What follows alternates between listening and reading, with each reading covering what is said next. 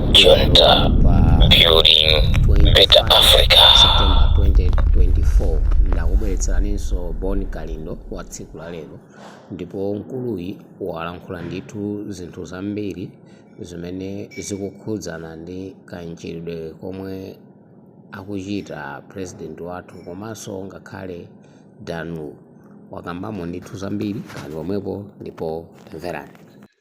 Ndalandira uthenga kuchokera kwa Malawi ochuluka, ndipo uthenga uwu ndi chilungamo chokhachoka, komanso ine ndilankhulanso mosaopa, ndilankhulanso mu chilungamo. Uthenga umenewu ukupita ku UDF, chipani cha fuko, chipani chimene chili ndi mbiri yabwino, chipani chimene chinasogoleredwa pombuyomu ndi former president Bakiri Muluzi, amene olo akamayenda lero anthu amamuonabe ngati ndi president chifukwa cha mbiri imene anapanga kuno ku Malawi. Uthenga umenewu ukupita ku UDF pate, ndipo ndikudziwa kunena kuti ambiri akwiya komanso ambiri asangalala. Komano mwina amene angakwiye ndi akuluakulu akuchipaniko, koma masupporters ambiri asangalala ndi uthengawu chifukwa ndalandira mauthenga kuchokera ku Mozambique, ku South Africa, ku USA, ku UK, ku Germany ndi maiko ena ambiri, komanso ma district konkuno ku Malawi, anthu osiyanasiyana kundiyimbira mafoni, kunditumizira ma message kunena kuti ndikukumbuseni inu a UDF kunena kuti chipani chanu chili ndi mbiri imene inapanga UDF ndiyo chosa chipani cha nkhanza, chokupha, chodyesa anthu ng'ona, chipani chosazolowereka. Olo utachisintha motani sichingatheke, chipani chake ndi cha MCP. Ndipo ngakhale ma clip ya video alipo amene amaonesa nkhondo imene inagwira Bakiri Muluzi, nkhondo yabwino kwambiri yolimbana ndi chipani chimozi. Ndipo chipani chimene chichi cha MCP chinali chipani cha nkhanza chimene ngakhale olo mzimayi woyembekezera amamudulisa makhadi awiri, ndipo anthu amapereka ija imatchedwa misonkho ya makhadi kumamanga anthu kumapita nawo ku ndende zosiyanasiyana, enanso anafera konko ku ndende. Choncho Bakiri Muluzi ali ndi mbiri yabwino ndi chipani cha UDF, ndipo anthu ambiri popeza andale simaziwa, anthu ambiri amasatira chipani cha UDF makamaka akangomva zina lokuti acheya. Ndipo anthu ambiri mu dziko lino akuyembekezera kapena ankayembekezera kuti UDF siku lina izalamulira dziko lino kuzera kwa Atupere Muluzi, ndipo anthu akuyembekezera kuti convention imene mukupanga inu a UDF ikhala convention yabwino kwambiri, imene zosatira zache zizakhale kuti inu a UDF, a UTM, a FORD, a DPP muzapanga mgwirizano. Izitu ndi zimene akuganiza kapena amaganiza Amalawi. Kodi Amalawi akuganiza zimene zichifukwa chani? Amalawi akuganiza izi kuti inu a UDF muzamutumiza candidate wanu kukapanga mgwirizano ndi DPP, kukapanga mgwirizano ndi a UTM, kukapanga mgwirizano ndi a FORD. Ndipo pakati apo tidatumizidwanso kuti tiyambe kuyenda, ndipo timadikirira kuti ma convention yanu athe ndiye tikuyendereni zipani zonse tikakuuzeni zimene akufuna Amalawi. Chifukwa Amalawi ambiri atopa ndi ulamuliro wa Lazarus Chakwera.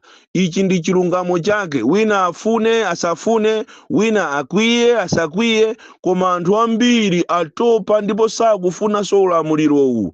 Ndipo anthu ankaona ngati chipani cha MCP mmene chinakhalira zaka zochuluka outside government, mmene chabwera muchizasintha, koma panopa ndeso pano chanyanya kuzuza anthu, kumenya anthu, ndiponso ngati sichikupha anthu ndikukayika. Ndi chipani cha magazi kwambiri, koma lero anthu ambiri akhumudwa.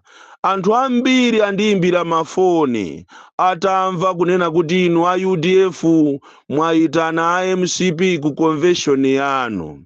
Ndi pamene anthu akufunsa mafunso kunena kuti kodi a UDF wa poyitana a MCP ku convention yawo amene ndi adani a ziko, amene aliyense wadanawo kukhosi, akutanthauza kuti chani? Ngati alipo wina wache wakunamiza ninu a UDF kuti muwayitane a MCP ku convention yanu, itanisani emergency meeting. Inetu paja amene amandiuza ndi mulungu zolankhulazi, nthawi zina imakhala prophecy. Inetu amandipempherera ndi anthu osiyanasiyana, achina maprofeti ngati a prophet Sabawo, a prophet Mbewe, ni maprofeti ena a genuine amene amandipempherera, komanso anthu osiyanasiyana m'madistrict mu. Alipo a Malawi opemphera amene amafunira ziko lino zabwino. Ndipo ndifuna ndikuuze na UDF, mukangopanga mistake ndikuti a UDF, ndipo ndikudziwa kunena kuti audio imene iyapeza acheya, impeza atupere, komanso ipeza komiti yonse yayikulu imene ikupanga za convention. Mukapanga mistake yoyitana MCP, kapena ngati plani yanu ili yoyitana MCP ku convention yanu, muziwe kuti inuyo mwathera pompo. Ndipo musayembekezere kunena kuti atupere adzakhalanso president wa ziko lino, chifukwa ngakhale atupereyo nthawi ina imene anthu amapanga kampeni ankamunena Lazarus Chakwera kunena kuti zili ngati kumpasa basi munthu wokuti sanayendesepo galimoto, ndipo zosatira zache amene woyendesa basiyo amakaphesa anthu.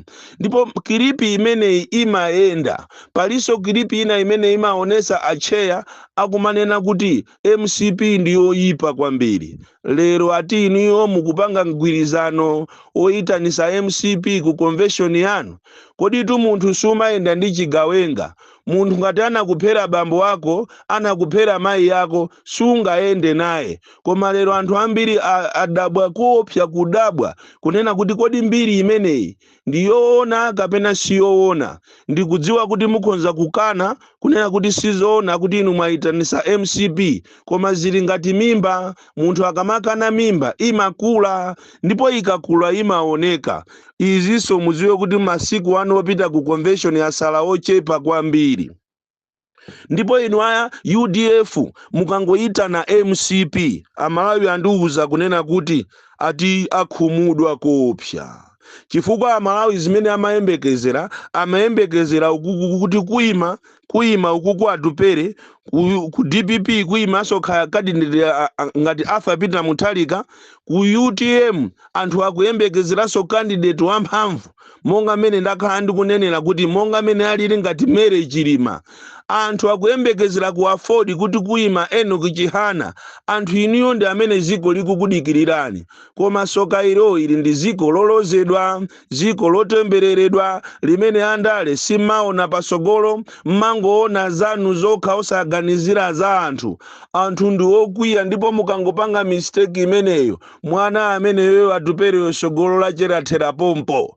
Ndipo anthu ankayembekezera kuti mmene watisiya Saulos Chilima, m'malo mwache sopano mwina ndi atupere Mary Chilima, Arthur Peter Mutharika. Ndipo anthu akunena kuti atakhala kuti Arthur Peter Mutharika so wawina, akuyenera kunena kuti angulamulira kwa zaka zochepa asire ana. Izitu ndiye chilungamo chake chimene anthu akunena kunja uko. Ndipo wina afune asafune, ine ndimangonena chilungamocho. Abale anga a UDF, ndinu chipani cholemekezedwa, ndipo muli ndi ma followers woopsa muno Malawi, koma mwina nyumba yanu simukuyikonza bwino, strategy yanu mwayirakwisa. Izi zikuchita kuonekeratu ngati inuyo mukufuna mukupange mgwirizano ndi MCP mu 2025 campaign kapena 2025 elections. Komanso zikuoneka kuti MCP ali ndi ndalama zochuluka zimene abera Malawi, ndipo akutenga ndalama zokumapereka ku zipani zimene zikuoneka ngati zilibe ndalama. Ndipo anthu ambiri akunena kuti inu a UDF ndiye kuti mulibe ndalama, mwapempha ndalama ku MCP. Uwu ndi uthenga umene ndikufuna ndikupaseni mama wa uno, kunena kuti anthu ambiri ndi okhumudwa ndi mbiri imene yamveka, ndipo ena waona pakana kalata, aona khadi, ena waona pa intaneti, ndipo mbiri yamveka posepose kuti inu a UDF mwalozedwa, mwaviniridwa ndi zinyawu, mwapepetulidwa, mukufuna muitane a MCP ku convention yanu. You must think twice, Acheya. You must think twice, Atupere. You must think twice, komiti yonse. Izi zikungoonesa kunena kuti inu andale ndi inu anthu adyera, ndipo anthu a dziko la Malawi mulibe nawo ntchito. Ndafuna ndikuwuzeni kunena kuti ngati kuli chipani chimene anthu amakhala nacho high respect, ndiye ndi chipani cha UDF ndi mtsogoleri wace wakale amene amatchedwa kuti Bakiri Muluzi ndi Cheya. Ndipo malamulo akati azilola Cheya ujaye wenzi manonso ali president kawiri. Koma andale simaona mmafuna muzinamizidwa. Kodi mmene avutikira amalawi lero inu a UDF under MCP regime tonse alliance, mwaona anzanu ena atulukako kumeneko. Munthu ukamuona nzako akuchigama akuchokera muchire koma akulira, muziwe kuti pali china chache wakumana nacho kumeneko. Ndiye inu a UDF nanunso mukukalowaso kuchire konkoso, muphedwa,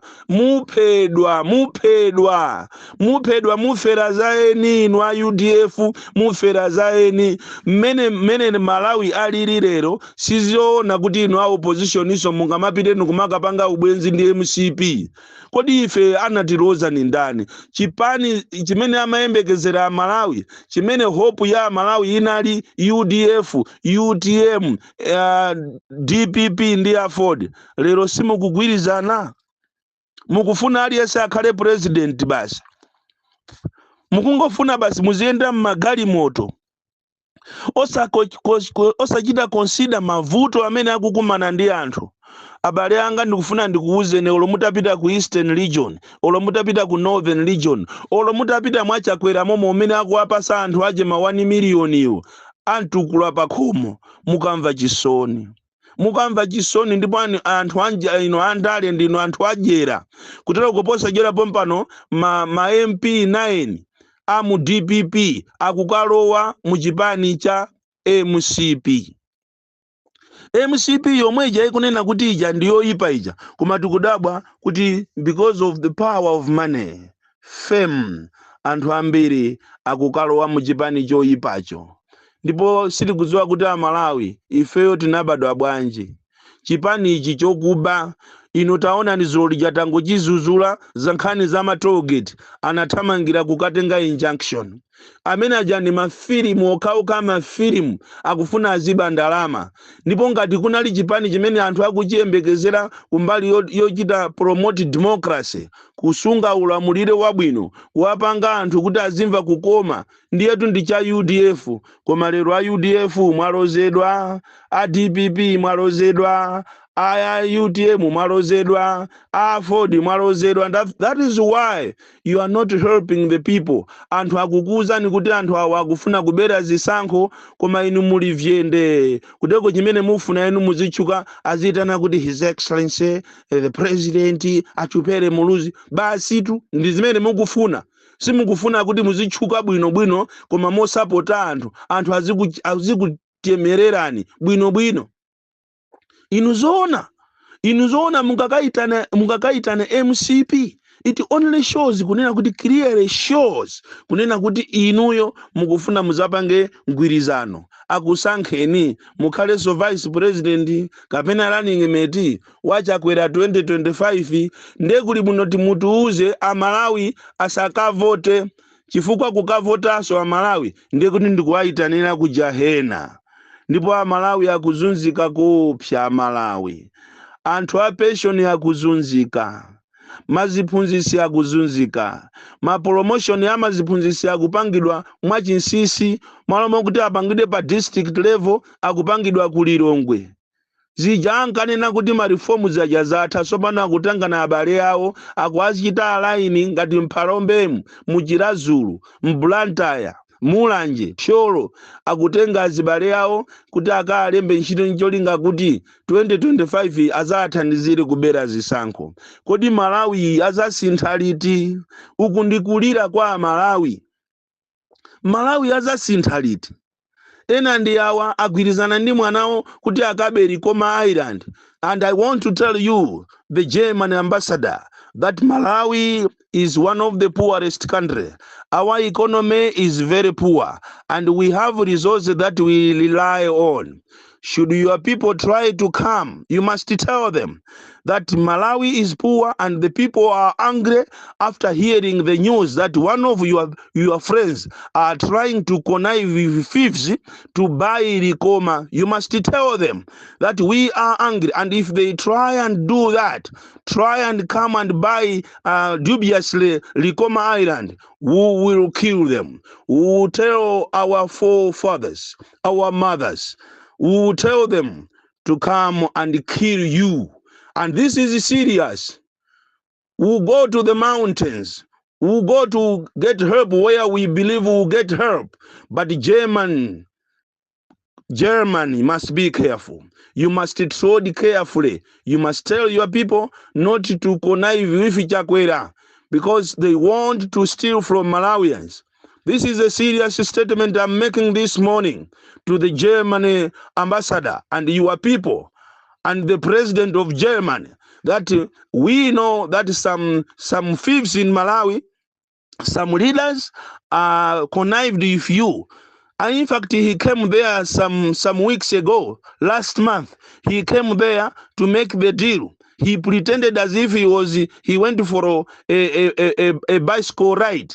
And again, he went to Mozambique to learn how these deals are sealed.